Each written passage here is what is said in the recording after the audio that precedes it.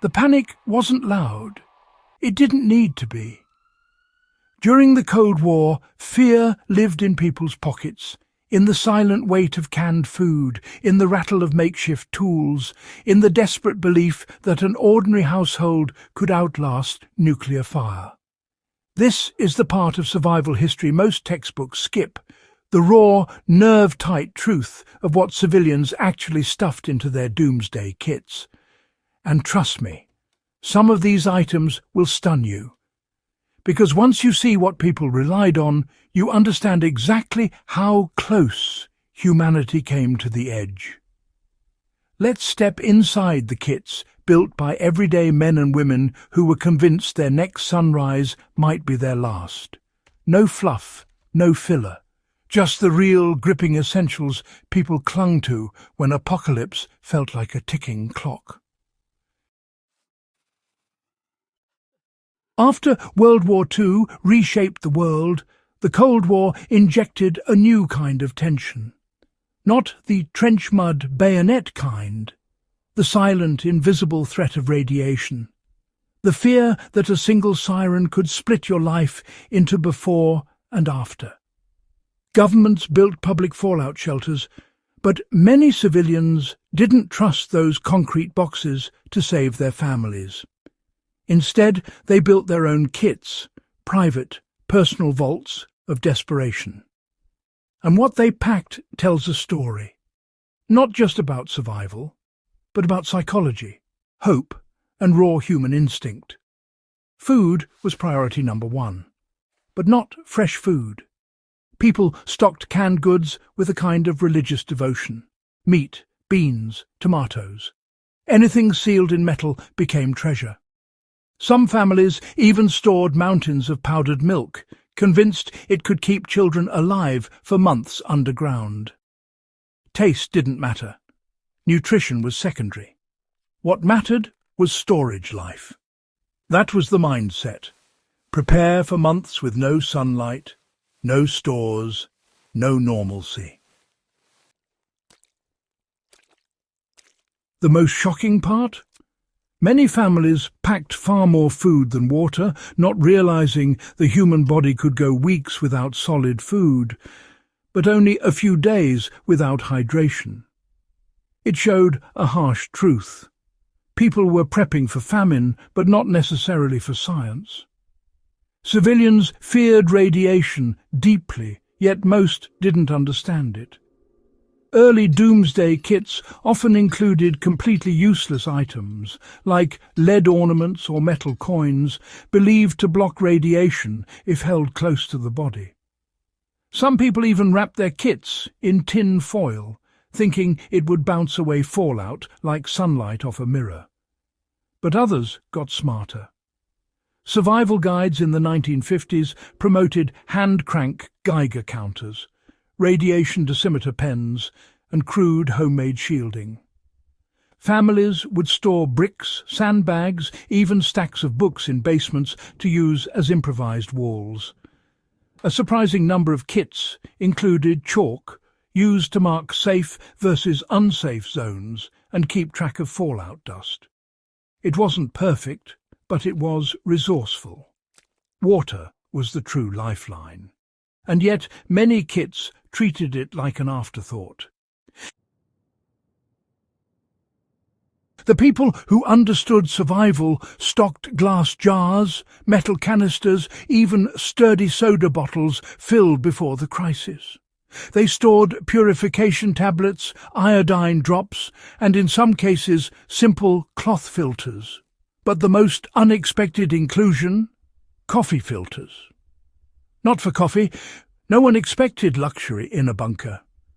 Coffee filters were used to catch fallout dust before it entered makeshift purification setups. Cheap, simple, shockingly effective. Another surprising item was plastic sheeting, used to cover tubs and sinks that families planned to fill with emergency water immediately after the alert. Quick thinking wasn't optional.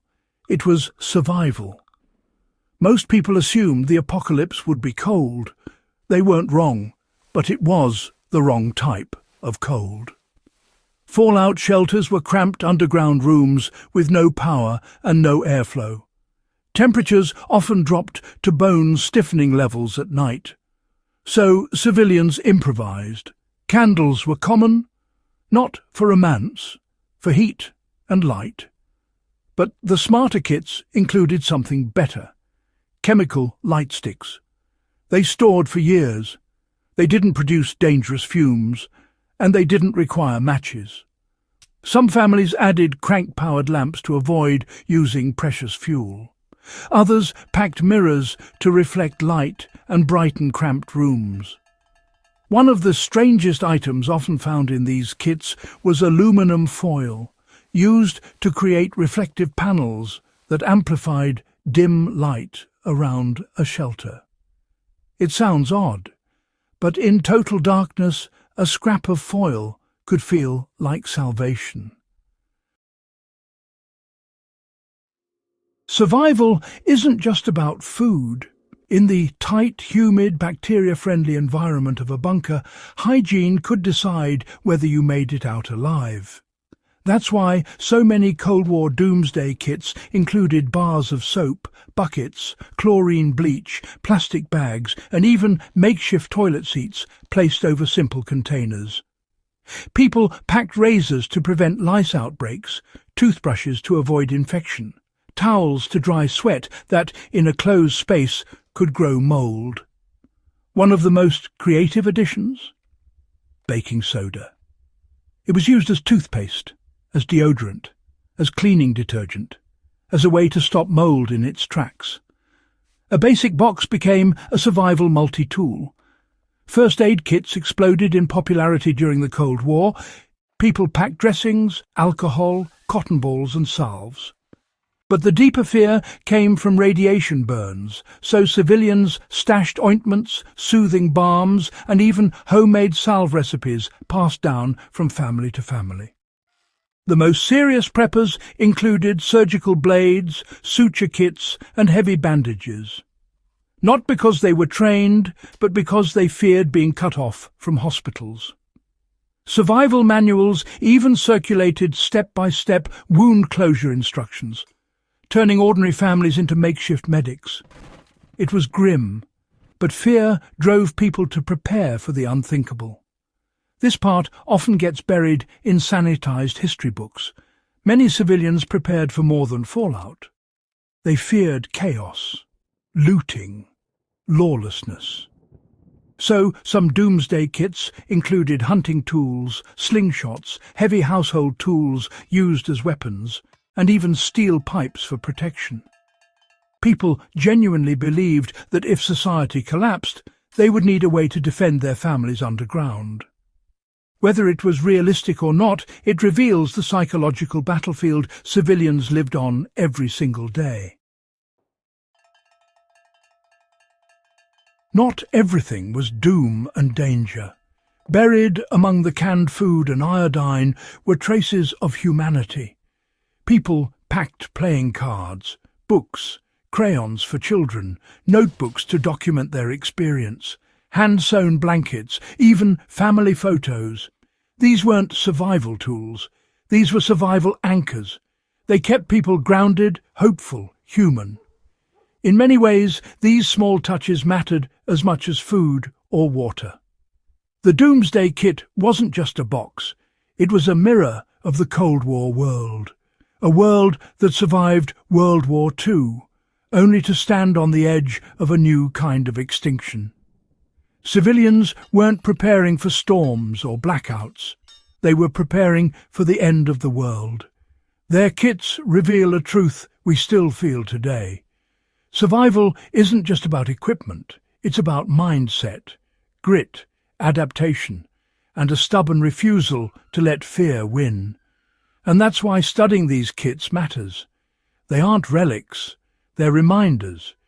Humanity has stood on the brink before, and we learned, improvised, adapted, and survived. If you appreciated this deep dive into Cold War survival, make sure you subscribe to Legacy of Survival and share this video. More powerful stories, more real survival insights, and more forgotten history are coming your way.